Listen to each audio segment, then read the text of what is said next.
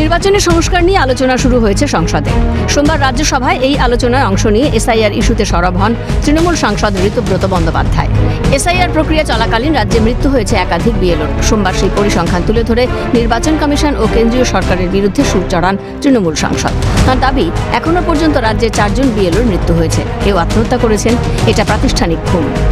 তারা অর্থাৎ বুথভিত্তিক আধিকারিক বিএলও ভোটার তালিকার বিশেষ নিবিড় সংশোধনের আবহে গত 4 নভেম্বর থেকে যারা আলোচনার ভরকেন্দ্রে। এনুমারেশন বা গণনা পর্বের শুরু থেকে বিএলওদের নানাবিধ সমস্যার সম্মুখীন হতে হচ্ছে স্যার। অল্প সময়ে কিভাবে বিরাট কর্মযজ্ঞ সুষ্ঠুভাবে শেষ করবেন, এটাই মূল প্রশ্ন। এই জন্য কেউ কাজ ছেড়ে দিয়ে ধর্নায় বসেছেন, কেউ কাজের চাপে ভাতের থালা হাতে হাপুস নয়নে কাঁদছেন, অনেকেই অসুস্থ হয়ে হাসপাতালে গিয়েছেন। পশ্চিমবঙ্গে এ পর্যন্ত 4 জন বিএলও মারা গিয়েছেন, আত্মহত্যার ঘটনা ঘটেছে। এগুলো প্রাতিষ্ঠানিক খুন স্যার। কেন্দ্রের শাসক দলের অঙ্গুলি হেলনে নির্বাচন কমিশন 2 বছরের কাজ 2 মাসে শেষ করতে গিয়ে ইচ্ছাকৃতভাবে এই পরিণাম ডেকে এনেছেন। তার এই মন্তব্যের তীব্র বিরোধিতা করেন শাসক পক্ষের সাংসদরা। এরপরই বিএলও অ্যাপ নিয়ে একরাশ ক্ষোভ উগরে দেন তৃণমূল সাংসদ। তার অভিযোগ, বিএলও অ্যাপে এনিউমারেশন ফর্ম আপলোড করতে গিয়ে সমস্যায় পড়ছেন বিএলওরা। এ নিয়ে অভিযোগ করলে শাস্তিমূলক ব্যবস্থা নেওয়ার হুমকি দেওয়া হচ্ছে। স্যার, এই যে বিএলও অ্যাপ, এই বিএলও অ্যাপ অধিকাংশ সময় কাজ করছে না। গ্রাউন্ড জিরোতে থাকার সুবাদে আমার অভিজ্ঞতা স্যার, দিনের বেলা বিএলওরা কোনো কিছু আপলোড করতে পারছেন না।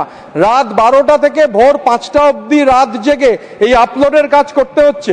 এবং বিএলওরা যখন এই নিয়ে কমপ্লেন করতে যাইছেন, তখন তাদের ডিসিপ্লিনারি অ্যাকশনের হুমকি দেওয়া হচ্ছে স্যার।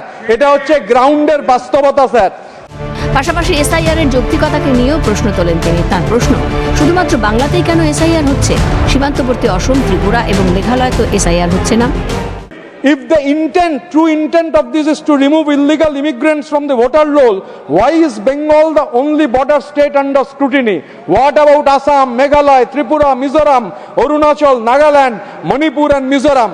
এই রাজ্যগুলোর সঙ্গে সেখানে তো কিছু হচ্ছে না স্যার, শুধুমাত্র বাংলাকে টার্গেট করা হয়েছে। তার কথায়, এই ভোটার তালিকা দিয়েই তো 24-এর লোকসভা ভোট নেওয়া হয়েছিল, তাহলে এখন কেন এটা নিয়ে প্রশ্ন তোলা হচ্ছে? ভোটার তালিকা থেকে নাম বাদ দেওয়ার কথা বলে জনগণের মধ্যে আতঙ্ক ছড়ানো হচ্ছে। How has the electoral roll that was valid during the 2024 Lok Sabha election suddenly become unreliable now? Why shouldn't then the union government elected by this faulty electorate should be dissolved?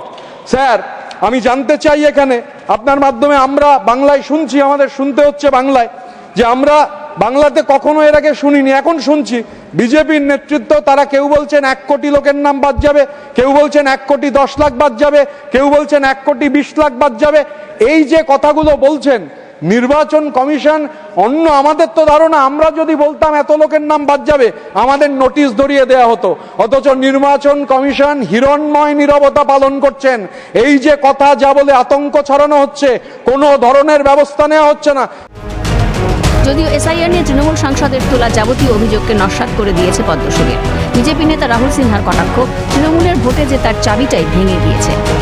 না, শাসক দলের মূল হাতিয়ারই তো ছিল মরা ভোটারকে ভোটের দিন জ্যান্ত করা। ভোটার চলে গেছে বাইরে, তাদেরকে মন থেকে ফিরিয়ে আনা।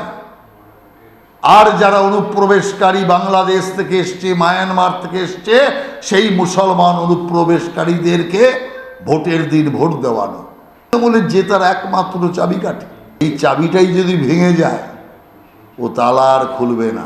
ওই ঘরের মধ্যে বন্দি হয়ে থাকবে, নেই, তালা খুলবে না। তৃণমূলের যে জাল ভোটার, তারা আর বেরোতে পারবে না। স্বাভাবিকভাবেই তৃণমূলের আয়ু এই পর্যন্ত। সামনেই রাজ্যে বিধানসভা নির্বাচন। তার আগে এসআইআর নিয়ে রাজ্যের শাসক ও বিরোধী শিবিরের মধ্যে ক্রমশ চড়ছে রাজনৈতিক চর্চা। বিশ্লেষকদের একাংশের মতে 26-এর বিধানসভা নির্বাচনে এসআইআর ইস্যুটি রাজনৈতিক দলগুলোর কাছে প্রচারের অন্যতম হাতিয়ার হতে চলেছে। এখন দেখার, এই লড়াইয়ে কে বাজিমাত করে। ক্যালকাটা নিউজ।